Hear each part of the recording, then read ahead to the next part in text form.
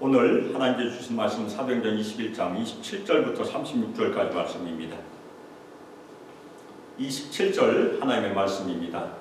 그 이래가 거의 참에 아시아로부터 온 유대인들이 성전에서 바울을 보고 모든 무리를 충동하여 그를 붙들고 외치되 이스라엘 사람들아 도우라. 이 사람은 각처에서 우리 백성과 율법과 이곳을 비방하여 모든 사람을 가르치는 그 자인데 또 헬라인을 데리고 성전에 들어가서 이 거룩한 곳을 더럽혔다 하니 이는 그들이 전에 에베소 사람 트로피모가 바울과 함께 시내에 있음을 보고 바울이 그를 성전에 데리고 들어간 줄로 생각함이러라.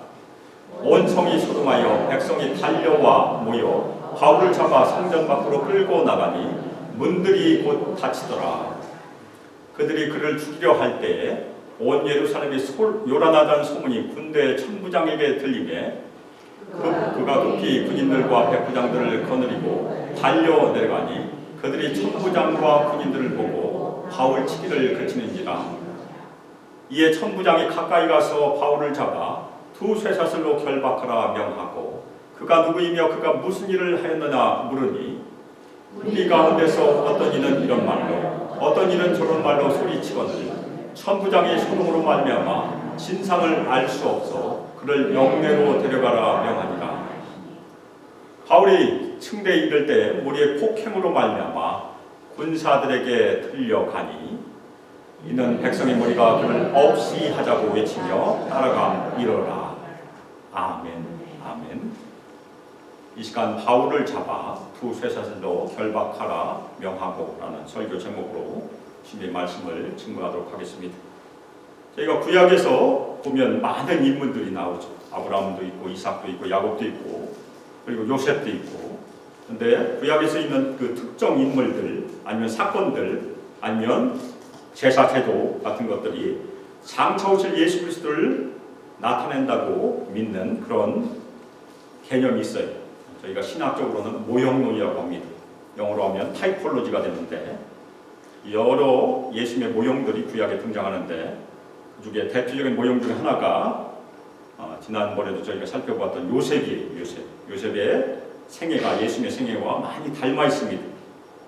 요셉은 형제들에게 배신을 당했고 은에 팔렸어요. 예수님은 유다에게 배신을 당하고 역시 은에 팔렸어요.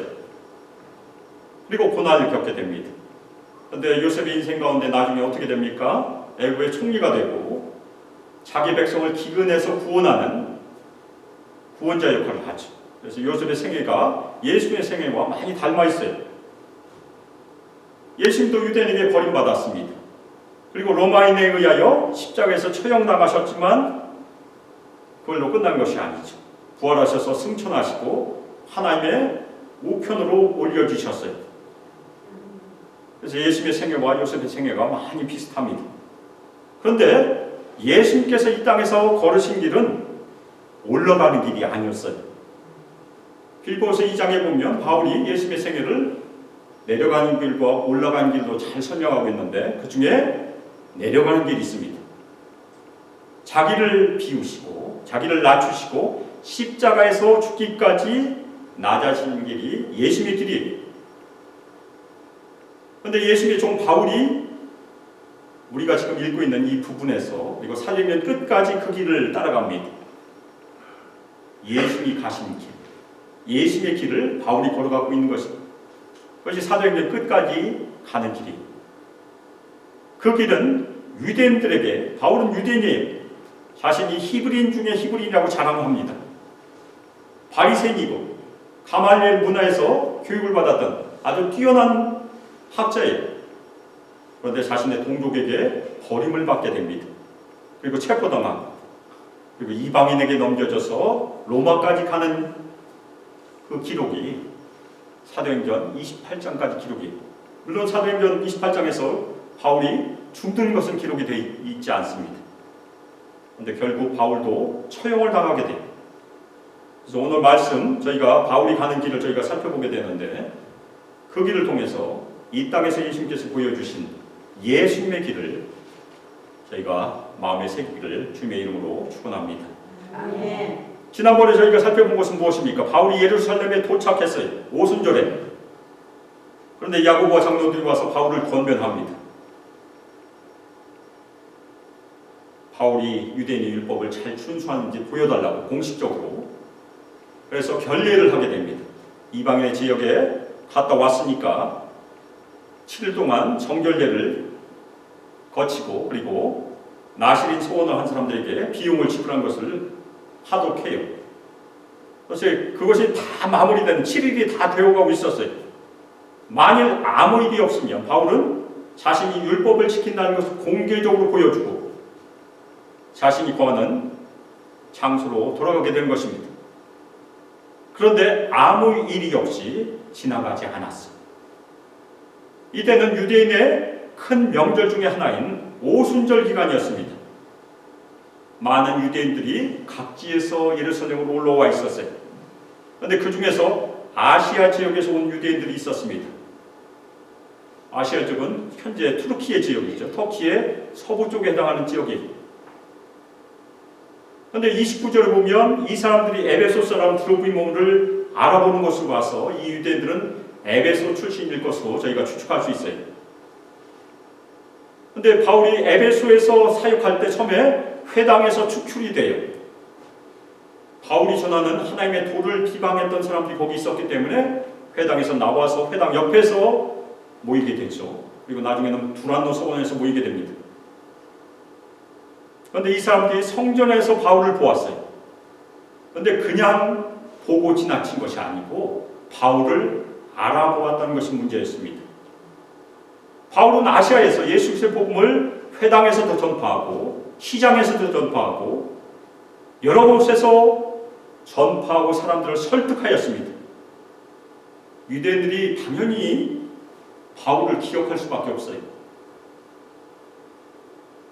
그런데 여기 예루살렘 성전에 있는 바울을 유대인들이 알아보고 말았어요.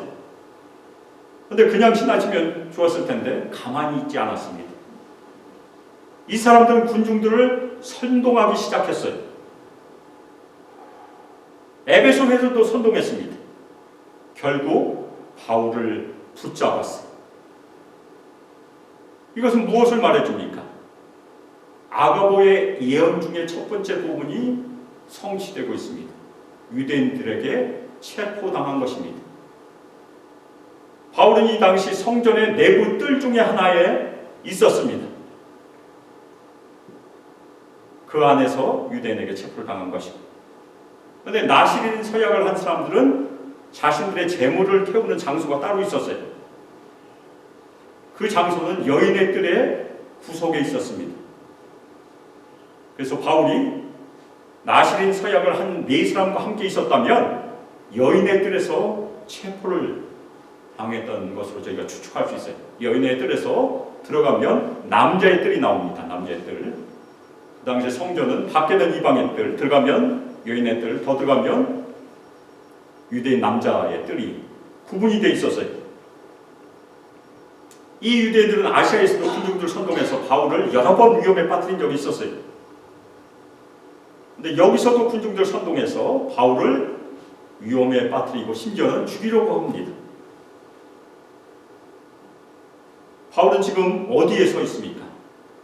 아시아 지방 유대인들에 의하여 디아스포라 유대인들에 의하여 분노가 촉발된 유대인들 가운데에 있게 됩니다. 아무도 바울의 편이 없어요. 잘못하면 바울의 생명이 곧 끝날 수 있는 그런 위기에 심지어 이 아시아에서 온 유대인들은 자신들이 직접 일어나지 않고 소리를 질러요. 이스라엘 사람들아 도우라. 이 사람은 각처에서 우리 백성과 율법과 이것을 비방하여 모든 사람을 가르치는 그 자인데 또 헬라인을 데리고 성전에 들어와서 이 거룩한 것을 더럽혔다. 성전에 있는 이스라엘 사람들 다 불러 모았어요. 그 사람들에게 바울을 지금 고발을 하고 있습니다. 고발의 내용이 네 가지가 등장하래요. 이스라엘 백성과 율법과 성전을 비방했고 헬라인을 데리고 들어왔다. 맨 마지막 것이 가장 치명적입니다. 이미 야고보와 장로들이 바울에게 해준 말이 무엇입니까? 유대인들이 바울이 모세율법을 배반하고 아들들에게 할례를 행하지 말라고 가르치고 관습을 지키지 말라고 가르친다는 것을 들었다고 얘기했습니다. 그런데 그것을 들은 사람들은 유대인이지만 그리스도인이었었어요. 그런데 여기에 모인 사람들은 그리스도인이 아닙니다. 아주 적대적인 사람들이 이 성전에 모인 아시아에 온 사람들이 네 가지로 고발을 하는데 그 네 가지는 잘못하면 바울이 죽임을 당할 수 있는 그런 고발입니다. 그 고발을 하나씩 저희가 살펴보겠습니다. 유대인들은 먼저 바울이 율법을 비방한다고 고발을 했어요. 이것은 지난번에 저희가 살펴보았습니다. 바울은 개인적으로 율법을 지켰습니다. 본인이 결례를 행했고 디모데에게 할례도 행했고 율법을 잘 지켰어요. 그런데 지난번에 저희가 살펴보았던 것처럼 율법을 지키지 말라는 가르침처럼 오해할 수 있는 바울의 가르침이 분명히 있습니다. 그 중에 저희가 살펴보았던 우리에게도 굉장히 중요한 말씀입니다. 로마서 6장 14절 15절 죄가 너희를 주장하지 못하리니 이는 너희가 법 아래에 있지 아니하고 은혜 아래에 있습니다. 그런 적 어디하리요? 우리가 법 아래에 있지 아니하고 은혜 아래에 있으니 죄를 지으리요 그럴 수 없느니라. 이 말씀이 우리에게 무엇을 얘기해 주고 있습니까? 우리가 구원을 받을 때 율법으로는 구원을 받을 수 없고 오직 하나님의 은혜로만 구원을 받을 수 있다. 그것은 유대인이나 헬라인이나 우리 한국 사람이나 모든 사람이 동일하다는 얘기. 유대인들이 들으면 당연히 걸림돌이 될 수밖에 없습니다. 그리고 두 번째 고발이 무엇입니까? 유대인들은 바울이 이스라엘 백성을 비방한다고 주장하고 있습니다. 근데 저희가 로마서 읽어보면 9장 이후에가 유대인들을 향한 그 부분이 있습니다. 그런데 바울은 자신의 백성을 비방하지 않고 오히려 자신이 저주를 받아도 저주를 받는다는 건 무엇입니까? 구원에서 끊어지더라도 자신의 형제 곧 고륙의 친척을 위한다고 로마서 9장 3절에서 말하고 있어요. 자신의 동족을 열심히 사랑하고 있습니다. 그런데 바울의 가르침 가운데 유대인들이 걸림이 되는 가르침이 또 있어요. 로마서 3장 9절 말씀해 보면 유대인이나 헬라인이나 다 죄 아래에 있다. 유대인들은 이 얘기 들으면 마음에 큰 걸림이 됩니다. 왜냐하면 자신들은 아브라함의 자손으로 한 번도 종이 된 적이 없고 할례를 받음으로 하나님의 언약의 백성이다. 지금 유대인들도 그렇게 믿을 것이. 우리는 선택받은 백성이다. 초선 피플이다. 그런데 바울은 뭐라고 얘기합니까? 예수님께서 오신 이후에는 구원의 길은 오직 예수 그리스도밖에 없다는 것이 바울의 가르침입니다. 아멘. 그 다음에 성전에 대한 비방을 했다고 고발을 하고 있습니다. 예루살렘 성전은 하나님의 거룩한 임재가 있는 장소로 여겨졌어요. 물론 그 안에 성막이 있을 때죠. 성궤가 있을 때. 제가 한번 설교 가운데 수년 전에 말씀드렸는데 성막을 봉헌할 때 하나님의 영광이 임했었습니다. 그리고 솔로몬의 성전을 봉헌할 때도 당연히 하나님의 영광이 임했죠. 근데 나중에 스룹바벨 포로에서 돌아왔을 때 제2성전을 봉헌했을 때는 하나님의 영광이 임했다는 기록은 없어요. 성전의 가장 중요한 요소, 하나님께서 진짜 가시적으로 임재한다고 약속하셨던 중요한 요소가 빠져있기 때문입니다. 그것이 무엇입니까? 성궤가 없어요. 성궤는 지금도 어디 있는지 모릅니다.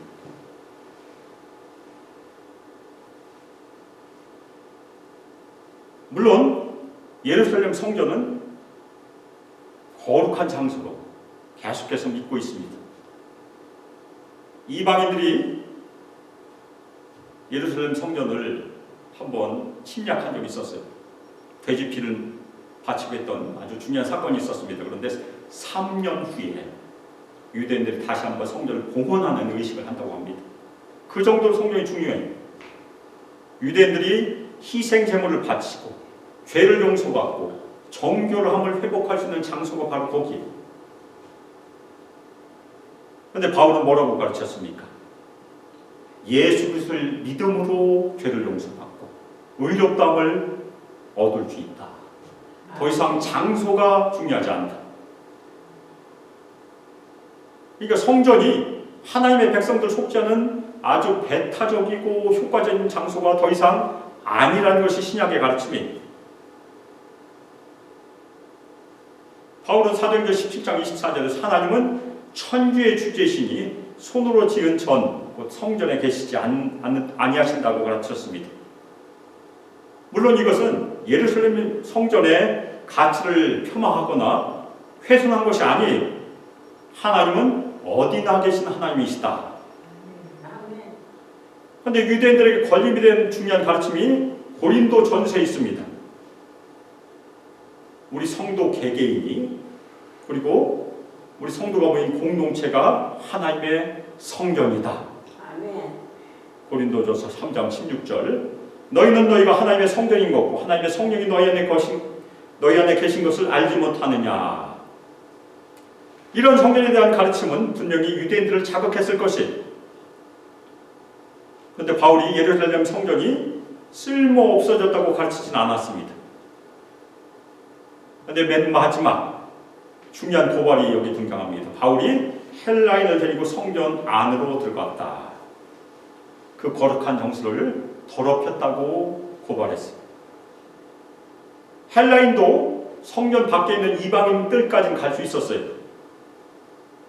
그런데 성전 문을 통과해서 여인의 뜰에 들어가서는 안 됩니다. 거기에 아예 라틴어 헬라어로 쓰여져 있다고 합니다.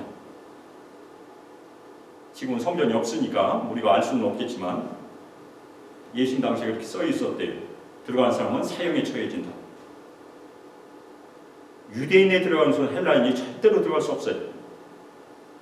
그래서 바울이 만일 성전 안으로 헬라인을 데리고 들어갔다고 하면 이것은 중대한 범죄이고 오늘 말로 얘기하면 현행범이 된 것이에요. 바울이 성전을 비방하고 더럽혔다는 유대인의 주장에 직접적인 증거가 되는 것입니다. 그리고 성전을 더럽힌 것은 사형에 처해지는 중범죄예요. 그런데 그렇게 주장하는 이유가 그 다음에 나옵니다. 성 안에서 바울이 에베소 사람 드로비모와 함께 있는 것을 유대인들이 봤었어요. 그런데 그 드로비모를 성전으로 데리고 들어왔다고 유대인들이 오해를 한 것입니다. 데리고 들어오지 않았는데도 불구하고 그렇게 오해한 것입니다. 그래서 온 도시가 소란해지고 많은 사람이 몰려들었고 바울을 붙잡아서 성전 밖으로 끌어냈어요. 왜 성전 밖으로 끌어냈겠습니까? 성전 안에서는 피를 흘릴 수 없기 때문에. 그래서 유대인들은 바울을 성전 안에서 돌로 칠 수 없으니까 성전 밖으로 끌어내서 돌이나 매로 치려고 한 것입니다.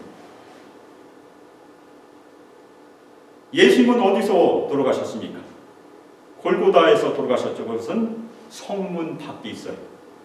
예루살렘 성문 밖에서 돌아가셨어요. 히브리서 13장 13절이 영문 밖에서 돌아가셨다고 기록하고 있습니다. 사도행전 7장 58절에 의하면 스데반도 성 밖에서 돌에 맞아 순교했어요. 그런데 바울은 성문 밖으로 끌려가지는 않았어요. 아마도 아예 성문 밖으로 끌고 갈 시간이 없으니까 성전 밖에서 즉결 처분을 하려고 한 것으로 보입니다. 바울이 성전 밖으로 끌려 나오자마자 무슨 일이 일어났습니까? 문들이 닫혔다고 우리 성경에 기록하니까 집의 문들이 닫혔나 그렇게 생각할 수 있는데 그것이 아니고 성전에 있는 7문들이 다 닫힌 것입니다. 경비병들이 아예 닫아버린 것입니다. 성전 문들이 닫혔다는 것은 바울이 성전 안으로 들어가서 목숨을 구할 수 있는 기회를 아예 차단한 것입니다.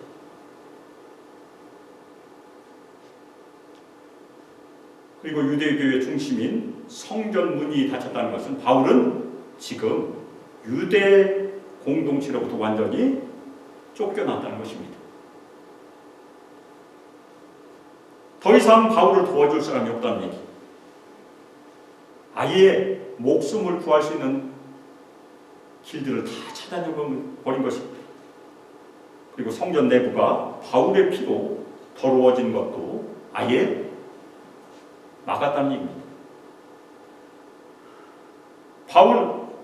유대인들은 소리를 지르면서 바울을 때리기 시작했어요. 아마도 돌을 던졌거나 매를 때렸을 것입니다. 그냥 시간이 지나면 당연히 바울은 죽게 됩니다. 그런데 이때 하나님께서 개입하세요. 예루살렘 전역이 혼란에 빠졌던 보고가 로마 군대의 천부장에게 전해졌어요. 근데 당시 성전 근처에 로마군이 주둔하고 있는 안토니아 요새가 있었고, 지금도 안토니아 요새 장수가 보존되고 있다고 합니다. 근데 로마 군대 천부장 이름이 아예 사도행전에 기록되어 있어요. 23장 26절에 보면 글라우디오 루시아가 군대를 데리고 내려오게 됩니다. 하나님께서 바울의 생명을 구하시려고 개입하신 사건이 바로 여기 등장해요. 아멘.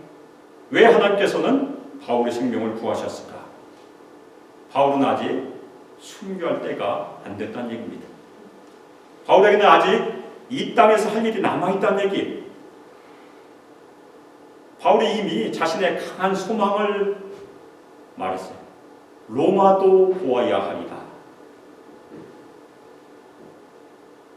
아직 로마에 가지 않았기 때문에 바울은 아직 죽을 때가 안 된 것입니다. 하나님께서 개입하심으로 바울의 생명을 지키셨고, 바울은 계속해서 남은 사역을 마치게 됩니다. 물론 바울은 나중에 순교하게 돼요. 바울은 로마 시민이기 때문에 십자가에서 죽진 않아요. 참수형을 당하고 하나님께 영광을 돌리게 됩니다. 그것이 바울이 예수님의 길을 따라간 길이에요. 하나님의 개입하심으로 로마 군대 천부장은 병사들과 백부장 둘 데리고 갑니다. 아마도 병사가 한 200명 정도 됐을 것이라고 추측을 해요. 그래서 유대인들이 바울을 때린 것을 그치게 합니다. 그리고 천부장이 다가와 바울을 붙잡고 2개의 쇠사슬로 묶으라고 명령을 해요. 천부장은 이때까지 바울이 누군지 전혀 알지 못합니다. 그래서 중죄인 줄 알고 2개의 쇠사슬로 묶게 합니다. 아가보의 2번째 일연이 이루어지고 있는 장면입니다. 바울은 유대인들에게 잡혀서 이방인에게 지금 넘겨지고 있는 그런 장면입니다. 그리고 오랜 시간 동안 감옥에 있다가 결국 로마로 확정되는 것이 바울의 길이에요. 천부장은 바울이 누구인지, 그가 무슨 일을 저질렀는지 열심히 사람들이 묻기 시작했는데, 어떤 사람은 이런 말을 하고 어떤 사람은 다른 말을 해서 전혀 알지 못하게 돼서 결국 안토니아 요새에 있는 병영으로 끌고 가게 됩니다. 드디어 하나님께서 개입하셔서 바울의 생명을 구하신 것이. 그런데 유대인들은 포기하지 않아요. 바울이 층계에 다다르지 어떻게 합니까? 폭도들이 손을 뻗어서 바울을 때리려고 했어요. 그러자 할 수 없이 병사들이 바울을 머리 위로 들어 올린 것입니다. 그래서 옮겨졌어요. 사람들의 손이 닿지 않도록. 많은 백성들이 따라오면서 외쳤습니다. 그를 없애라. 그를 없이라. 이 외침은 누가복음 23장 18절에 기록된 빌라도 법정에서 군중들이 외친 이 사람을 없이 하소서라는 외침과 너무나 똑같아요. 예수를 없이 하라. 바울을 없이 바울은 예수님의 길을 그대로 지금 따라가고 있습니다. 예수님은 군중의 요구대로 십자가에 못 박히는 형벌로 넘겨졌습니다. 예수님은 십자가에 죽으시기까지 낮은 곳으로 내려가셨어요. 그것이 예수님의 길이. 예수님의 종 바울도 지금 예수님의 길을 따라 예수님과 같이 낮은 곳, 고난의 현장, 결국 순교의 장소로 내려가게 됩니다. 우리가 서두에 요셉에 대해서 살펴보았었어요. 요셉이 총리가 된 것은 스스로 올라간 길이 절대 아닙니다. 만일 요셉이 스스로 총리가 됐다면 그것은 반역죄에 해당하죠. 어떻게 총리가 됐습니까? 애굽의 왕인 바로가 요셉을 총리로 임명해서 올라가게 된 것입니다. 예수님께서도 부활하셔서 하늘로 올라가셨는데 스스로 올라가신 것이 아니에요. 빌립보서 2장을 보면 하나님께서 예수님을 죽음에서 다시 일으키셨고 예수님을 지극히 높이셔서 하나님의 우편에 앉게 하신 것입니다. 아멘. 예수님께서 내려가신 길은 스스로 내려가신 길입니다. 자발적으로 내려가신 길이에요. 그런데 높아지신 길은 스스로 올라가신 길이 아니라는 얘기입니다. 하나님께서 올려주신 길, 아멘. 높이신 길이. 이것이 굉장히 중요해요. 성경에서 스스로 높이는 길은 바벨탑 사건부터 시작이 돼요. 창세기 11장 4절에 보면 사람들은 탑 꼭대기가 하늘에 닿도록 탑을 쌓고 자신들의 이름을 내려고 했습니다. 바벨은 사탄의 상징이에요. 그리고 구약 성경의 사탄의 특징을 잘 표현한 구절 중에 하나가 이사야 14장 13절 14절인데 바벨론 왕의 교만을 노래하는 내용인데 아주 사탄의 특징을 잘 표현합니다. 내가 하늘에 올라 하나님의 뭇별에 위에 내 자리를 높이리라. 내가 북극 지표의 산 위에 앉으리라. 가장 높은 구름에 올라가 지극히 높은 이와 같아지리라. 이 구절에서 반복적으로 등장하는 말이 무엇입니까? 내가. 사탄의 특징은 내가라는 데 있어요. 두 번째, 올라가리라. 높은 곳으로 올라가리라. 자신을 스스로 높이려는 길, 올라가서 이름을 내려는 길, 자신의 자리를 높이려는 길, 더 나아가 지극히 높으신 이 하나님과 같이 되려는 길. 아담과 하와가 맨 마지막에서 망했습니다. 하나님과 같이 되리라는 유혹 때문에 넘어졌어요. 많은 지도자들이 이렇게 넘어져요. 예수님께서는 이 시험에서 이기셨습니다. 그런데 예수님의 제자들, 예수님의 종들은 그 사탄의 시험에서 많이 넘어져요. 올라가려고 하다가. 바울은 예수님의 종으로서 낮은 곳으로 내려가는 예수님의 길을 지금 걷고 있습니다.